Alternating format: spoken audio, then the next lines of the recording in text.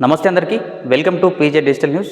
ఈరోజు జూన్ 17కు సంబంధించి ప్రధాన వార్తలు ఏమని చూసే ముందు ఇప్పటి వరకు మన ఛానల్లో సబ్స్క్రైబ్ చేసుకోకపోతే మన ఛానల్ చూసేవారు ఎవరైనా సరే మన ఛానల్ వెంటనే సబ్స్క్రైబ్ చేసుకోండి. బెల్ బటన్పై క్లిక్ చేయండి. ఇక్కడ పక్కనే సబ్స్క్రైబ్ ఆప్షన్ ఉంటుంది, సబ్స్క్రైబ్ చేసుకోండి.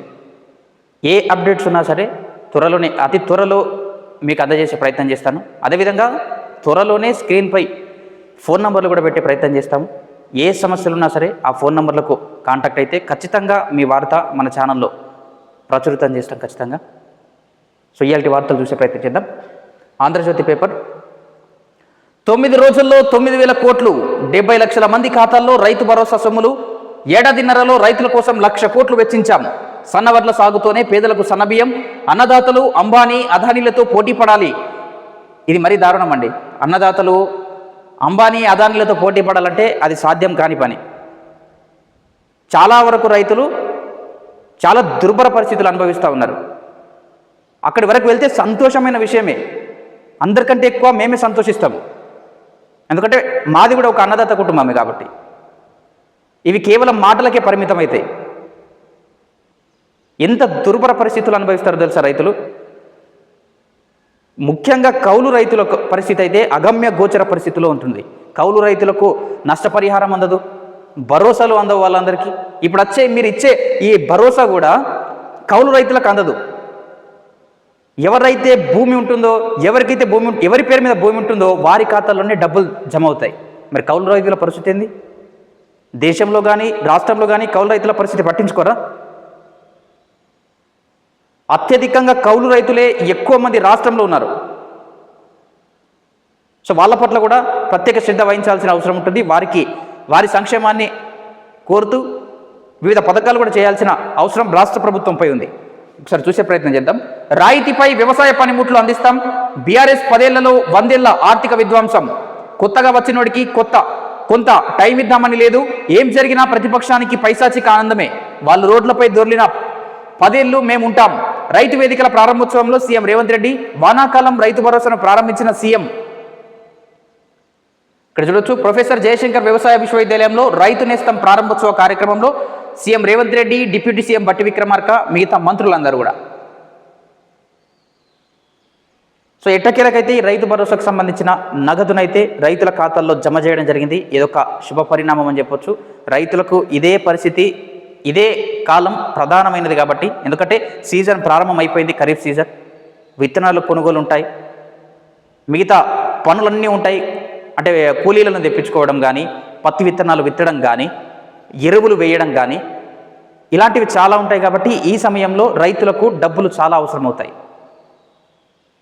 అదేవిధంగా కౌలు రైతులకు కూడా రాష్ట్ర ప్రభుత్వం వీలైతే ఆర్థిక సహాయం ప్రకటించాలి ఖచ్చితంగా. కౌలు రైతులను గుర్తించాలి. వారి ఖాతాల్లో కూడా నగదు జమ చేస్తే వారు కూడా కొంత సంతోషిస్తారు. ఎందుకంటే వారంతా కూడా పెట్టుబడి కోసము అప్పు సొప్పు తెచ్చి పెట్టుబడి పెట్టుకుంటారు.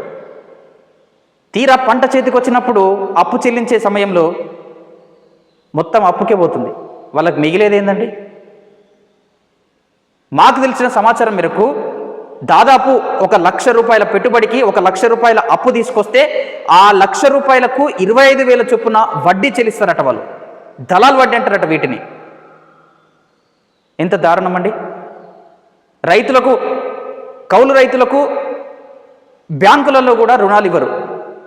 ఎందుకంటే వారి దగ్గర పట్టా ఉండదు కదా. ఏదన్నా పెట్టాలి కదా మనం సపోర్ట్గా. సో కాబట్టి ప్రభుత్వాలు వీరిపై దృష్టి సారించాల్సిన అవసరం ఉంటుంది. రాష్ట్రంలోని రైతులకు ఏకకాలంలో రైతు భరోసా పథకాన్ని అమలు చేయాలని నిర్ణయించినట్లు ముఖ్యమంత్రి రేవంత్ రెడ్డి చెప్పారు. వానాకాలం సీజన్లో పంటలకు పెట్టుబడి ఖర్చుల కోసం అన్నదాతలు ఎవరి దగ్గర చేయి చాచి అప్పు అడగకుండా చూడాలన్నదే తమ ఉద్దేశమని తెలిపారు. అందుకే రైతు భరోసాను ఏకకాలంలో అమలు చేయాలని నిర్ణయించామన్నారు. సోమవారం నుంచి రాబోయే 9 రోజుల్లో 9,000 కోట్లను రైతుల ఖాతాలోకి బదిలీ చేస్తామని రేవంత్ రెడ్డి ప్రకటించారు. రాష్ట్ర వ్యాప్తంగా 70,11,184 మంది రైతులకు ఎకరానికి 6,000 చొప్పున 1,49,000 కోట్ల ఎకరాలకు రైతు భరోసా చెల్లిస్తామని చెప్పారు.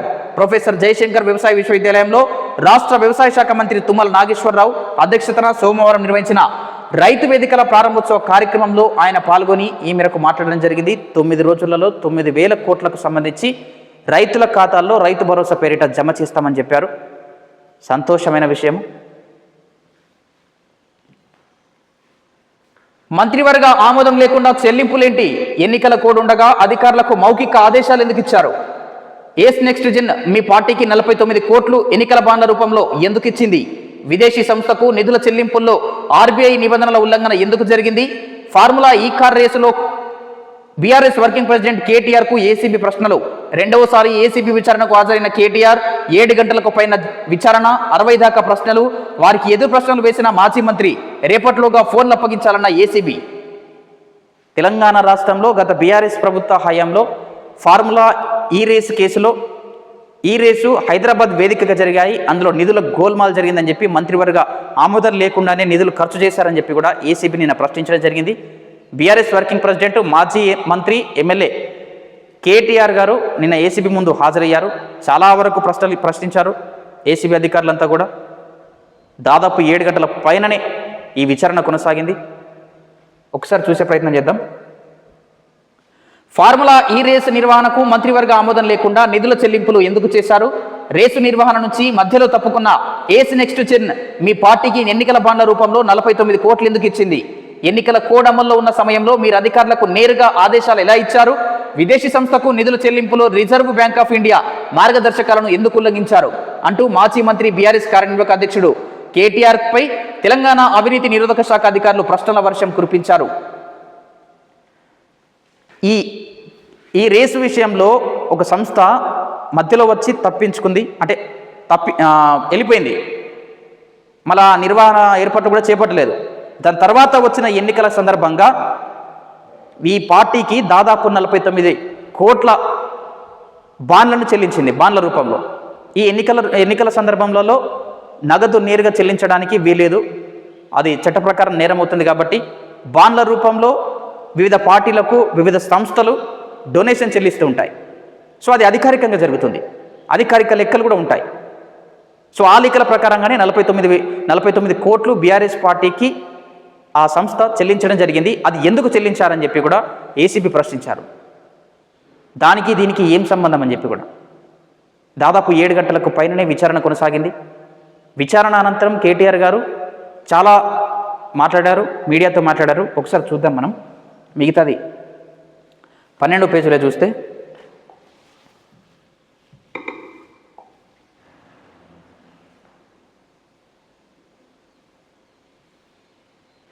కంటిన్యూషన్. దీనికి 7 గంటలకు పైగా సాగిన విచారణలో వారు ఆయన్ను 60 దాకా ప్రశ్నలు అడిగినట్లు సమాచారం. ఫార్ములా ఈ కార్ రేసింగ్ వివరంలో నిధుల దుర్వినియోగంపై ఏసీబీ నమోదు చేసిన కేసులో కేటీఆర్ దర్యాప్తు అధికారుల ఎదుట రెండోసారి విచారణకు హాజరయ్యారు. గతంలో విచారణకు హాజరైన సమయంలో కేటీఆర్ను ప్రశ్నించిన అధికారులు అప్పుడు ఆయన ఇచ్చిన సమాధానాలు, ఈ కేసులో ఎఫ్ఈఓ కంపెనీ ప్రతినిధుల నుంచి సేకరించిన పత్రాలు, సమాచారం ఆధారంగా ప్రత్యేక ప్రశ్నావళి రూపొందించి మరింత లోతుగా విచారించి సమాధానాలు రాబట్టే ప్రయత్నం చేశారు. ఎందుకు, ఏమిటి, ఎలా అనే కోణంలోనే ఈ ప్రశ్నలు అడగడం జరిగింది కేటీఆర్ గారికి. దాదాపు 7 గంటలకు పైగా అంటే ఎంత పెద్ద స్థాయిలో విచారణ జరిగి ఉంటుంది. 60 దాకా ప్రశ్నలు అడిగినట్లు తెలుస్తూ ఉంది. మరి కేటీఆర్ గారు కూడా ఆయన్ని లంచ్కు కూడా బయటకు అనుమతించలేదు. అక్కడనే ఏసీబీ కార్యాలయంలోనే క్యాంటీన్లోనే ఆయన భోజనం కూడా చేయడం జరిగింది. గతంలో హాజరైనప్పుడు కూడా ఆయన అక్కడనే క్యాంటీన్లో భోజనం చేశారు. సో ఇలా వివిధ ఆధారాలను సేకరించి దానికి అనుగుణంగా ప్రశ్న వారిని ప్రిపేర్ చేసుకొని కేటీఆర్కు లోతైన ప్రశ్నలు వేయడం జరిగింది.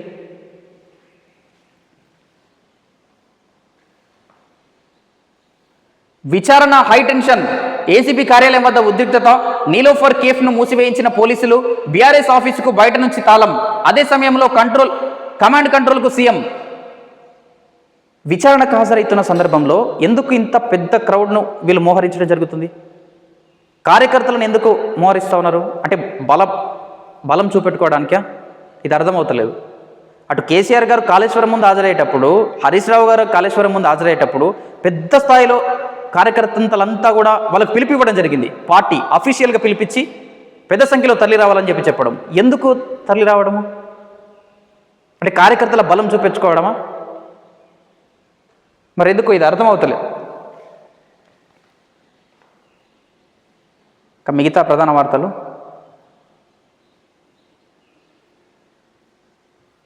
కేటీఆర్ గారు మాట్లాడిన మాటలు ఒకసారి చూసే ప్రయత్నం చేద్దాం.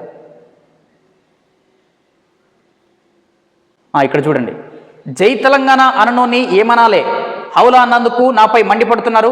రేవంత్ లాగా లుచ్చా పని మా పార్టీలో ఎవరు చేయలే అని చెప్పి ఎంత దారుణమైన విమర్శలు ఇవి. రాజకీయ నాయకులు విమర్శలు, ప్రతి విమర్శలు ప్రజలంతా కూడా గమనిస్తూ ఉంటారు. ఎంత తీవ్ర స్థాయిలో విమర్శలు జరుగుతూ ఉంటాయి. అదే సామాన్య ప్రజలు ఏవైనా విమర్శిస్తే కేసులు పెట్టి బొక్కలు దోస్తారు. నాపై పెట్టింది లొట్టపీసు కేసు. ఆయన లొట్టపీసు సీఎం, నన్ను జైల్లో పెడితే విశ్రాంతి తీసుకుంటా, స్థానిక ఎన్నికల్లో కాంగ్రెస్ పార్టీని ఫుట్బాల్ ఆడుకుందాం, పార్టీ శ్రేణులతో కేటీఆర్.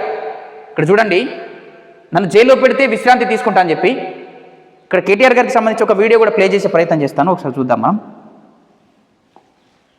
నిన్న ఆయన మాట్లాడిన విషయము.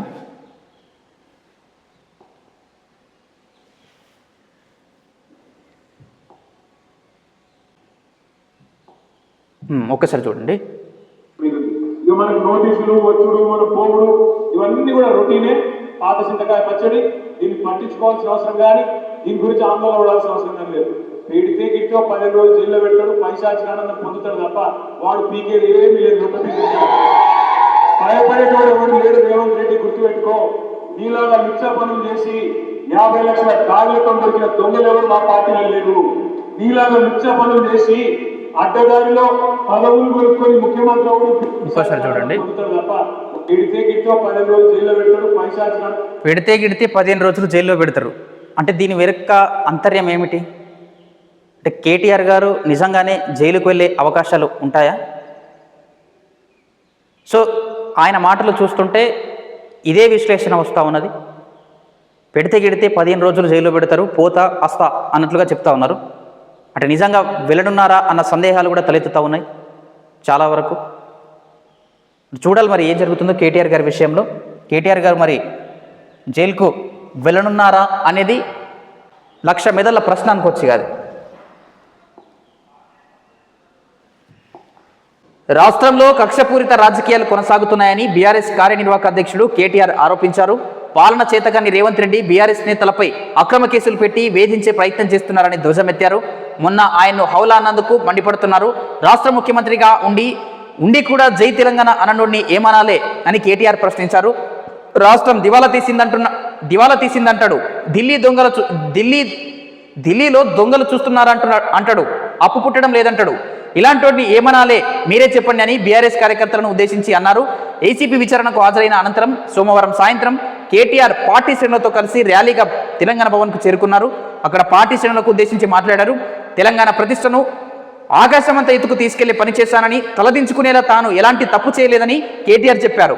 లుచ్చా పనిచేసి 1 రోజుల్లో జైల్లో ఉన్న రేవంత్కు ప్రతిపక్ష నేతలను కూడా కొన్ని రోజులు జైల్లో పెట్టాలని ఒక షోకుందని చెప్పి అందుకే తెలంగాణ సాధించిన నాయకుడు కేసీఆర్ను, మాజీ మంత్రి హరీష్ను కాళేశ్వరం కమిషన్ విచారణకు రప్పించారని ఆరోపించారు.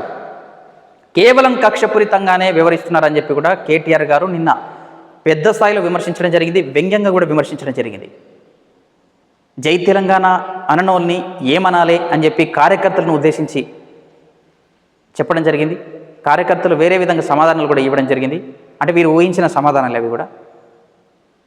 సో ఇట్లా జరుగుతూ ఉంది. ఈ కేసు విషయంలో మరి కేటీఆర్ గారికి ఎలాంటి ఫలితాలు రానున్నాయో త్వరలో తేలనుంది. ఒకవేళ నిజంగానే నిధుల గోల్మాల్ జరిగి ఉంటే ఖచ్చితంగా కేటీఆర్ గారు జైలుకు వెళ్లాల్సి ఉంటుంది. మరి ఏసీబీ విచారణ అయితే కొనసాగుతుంది. ఏం జరుగుతుందో చూడాలి. సో ఇవి ఒక్క నిమిషం. ఇంకోటి, మాజీ మంత్రి హరీష్ రావుకు స్వల్ప అస్వస్థత, కిమ్స్ ఆసుపత్రిలో చేరిక, కేటీఆర్ పరామర్శ. బీఆర్ఎస్ సీనియర్ నేత మాజీ మంత్రి హరీష్ రావు స్వల్ప అస్వస్థతకు గురయ్యారు. జ్వరంతో బాధపడుతున్న ఆయన సోమవారం సాయంత్రం 7 గంటలకు బేగంపేటలోని కిమ్స్ ఆసుపత్రిలో చేరారు. జనరల్ ఫిజిషియన్, ఇంటర్నల్ మెడిసిన్ వైద్యుడు డాక్టర్ ఎస్ పాటిల్ సుదేశ్ వైద్య పరీక్షలు నిర్వహించిన తర్వాత ఆసుపత్రిలో అడ్మిట్ కావాలని హరీష్ రావుకు సూచించారు.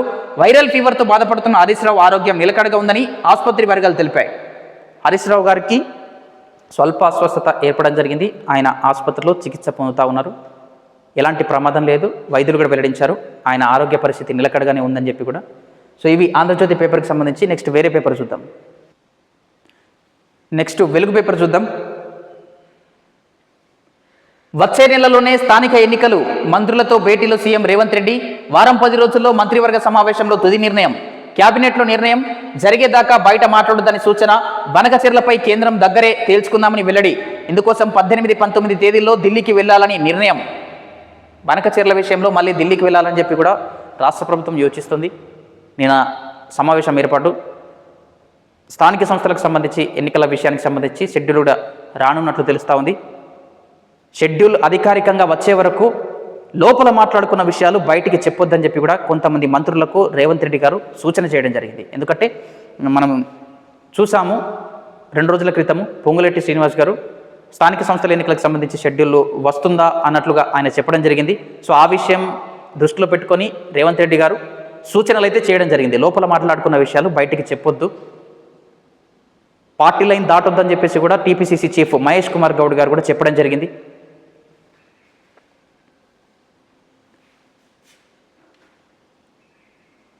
మెడికల్ కాలేజీల్లో వసతుల కోసం అధికారులతో కమిటీ. 3 ఏళ్లలో పూర్తి స్థాయి సౌలతులు. హాస్పిటళ్ల టైమింగ్ పర్యవేక్షణకు యాప్. నర్సింగ్ కాలేజీల్లో ఆప్షనల్ సబ్జెక్టుగా జపానీస్. సమీక్ష సమావేశంలో సీఎం రేవంత్ రెడ్డి వెల్లడి. మెడికల్ కళాశాలలలో చాలా వరకు వసతుల లేమి కొనసాగుతూ ఉంది. ఈ కమిటీ అయినా పూర్తి స్థాయిలో పర్యవేక్షణ చేసి ఆ వసతుల లేమిని తీర్చాలని చెప్పి కూడా చాలామంది విద్యార్థులు కోరుతూ ఉన్నారు. కమిటీలు వేయడం మంచి విషయమే, కానీ ఆ కమిటీ అందించిన నివేదిక ఖచ్చితంగా ప్రభుత్వాలు అమలు చేయాల్సి ఉంటుంది. అధికారులుగా తమ పని తాము ఖచ్చితంగా చేస్తూ ఉంటారు. ఎందుకంటే కమిటీలో ఉండేవాళ్ళు పెద్ద స్థాయి అధికారులు ఉంటారు, అనుభవజ్ఞులే ఉంటారు. కాబట్టి అన్ని రకాలుగా సమస్యలు తెలుసుకుంటారు. కానీ నివేదిక అందించిన తర్వాత ఆ నివేదికలోని అంశాలను ప్రభుత్వాలు ఖచ్చితంగా తూచా తప్పకుండా అమలు చేయాల్సి ఉంటుంది. అప్పుడే కమిటీకి ఒక సార్థకం ఉంటుంది, కమిటీ ఏర్పాటు చేసినందుకు.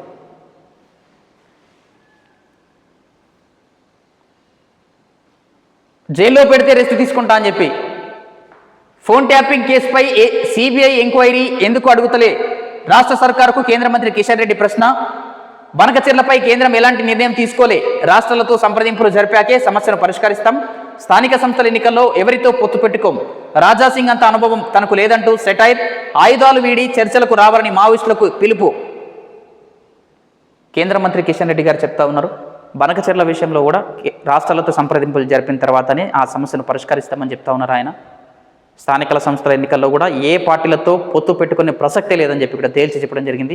అదేవిధంగా అంతర్గతంగా బీజేపీ పార్టీలోనే ఉన్న రాజాసింగ్పై వ్యంగ్యాస్త్రాలతో మాట్లాడడం జరిగింది. అంటే కొన్ని సెటైరికల్గా మాట్లాడారు. రాజాసింగ్ అంత అనుభవం తనకు లేదని చెప్పి కూడా. సో ఆ పార్టీలో రాజాసింగ్ వ్యవహారం గత కొన్ని రోజులుగా చర్చనీయాంశంగానే మారింది. ఆయన స్ట్రేట్ ఫార్వర్డ్గా మాట్లాడుతూ ఉంటారు. సో అది పార్టీ నాయకులకు మెంగుడు పడతలేదా మరి ఏందో అన్నది ఇంకా తెలియాల్సి ఉంది ఆ పార్టీకి సంబంధించి. జనగణనపై గెజిట్ నోటిఫికేషన్ రిలీజ్ చేసిన హోంమంత్రిత్వ శాఖ. లడాక్, జమ్మూ కాశ్మీర్, హిమాచల్, ఉత్తరాఖండ్లో తొలుత జనగణన 2026 అక్టోబర్ 1న అర్ధరాత్రి నుంచి ప్రారంభం. 2027 మార్చి 1 నుంచి మిగిలిన రాష్ట్రాలు, కేంద్ర పాలిత ప్రాంతాల్లో లెక్కింపు.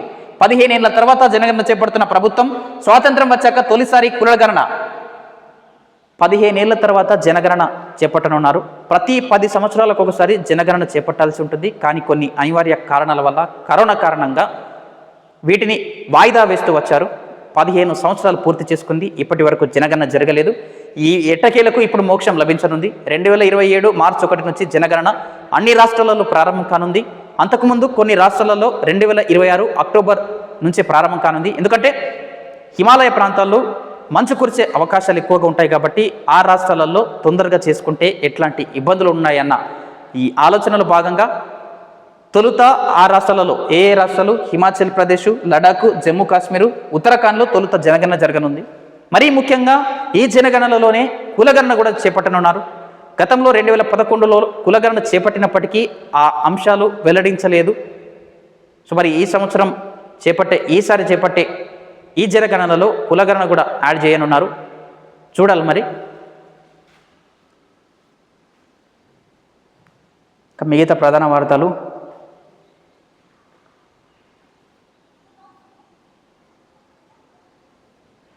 క్యాబినెట్లో చర్చించాల్సిన విషయాలను బయట ఎట్లా మాట్లాడతారు?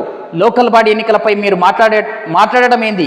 మంత్రి పొంగులేటి తీరుపై PCC chief Mahesh Goud serious. ఈ నెలాఖరులోగా లోకల్ బాడీ ఎన్నికల షెడ్యూల్ వస్తుందని రెవెన్యూ శాఖ మంత్రి పొంగులేటి శ్రీనివాసరెడ్డి ప్రకటించడంపై PCC chief Mahesh Kumar Goud serious అయినట్టు తెలిసింది. స్థానిక సంస్థల ఎన్నికల అంశం రిజర్వేషన్లతో ముడిపడి ఉంది. రిజర్వేషన్లపై ఇంకా స్పష్టత రాలేదు. అది కాక క్యాబినెట్లో చర్చించాల్సిన విషయాలను బయట ఎలా మాట్లాడతారు, వేరే మంత్రిత్వ శాఖ పరిధిలోని అంశం మీరెలా ప్రకటన చేస్తారు క్వశ్చన్ మార్కు. అంటే ఇది కేవలం అభిప్రాయం అని ఆయన అన్నట్లు సమాచారం. సోమవారం ఉదయం పొంగులేటికి మహేష్ గౌడ్ ఫోన్ చేసి తన అభ్యంతరం వ్యక్తం చేసినట్లు గాంధీ భవన్ వర్గాలు తెలిపాయి. పిసిసి చీఫ్ మహేష్ కుమార్ గౌడ్ గారు పొంగులేటి అంటే షెడ్యూల్ ప్రకటన విషయంలో తమ మంత్రిత్వ శాఖ పరిధిలోకి రానప్పటికీ క్యాబినెట్ ముందు చర్చించాల్సిన అంశాలు బయట పెట్టడం సరికాదు అని చెప్పి కూడా ఆయన చెప్పడం జరుగుతూ ఉంది. ఏదైనా ఉంటే పార్టీ లైన్కు తగ్గట్టుగా చేయాలని చెప్పి కూడా ఆయన కొంత అభ్యంతరం వ్యక్తం చేశారు. నేరుగా ఆయనకు ఫోన్ చేసినట్లు కూడా చెప్తా ఉన్నారు. సో ఇవి జూన్ 17కు సంబంధించిన ప్రధాన వార్తలు. చూస్తూనే ఉండండి మన పీజే డిజిటల్ న్యూస్. నేను మీ ప్రదీప్ జిల్లేడు వారు.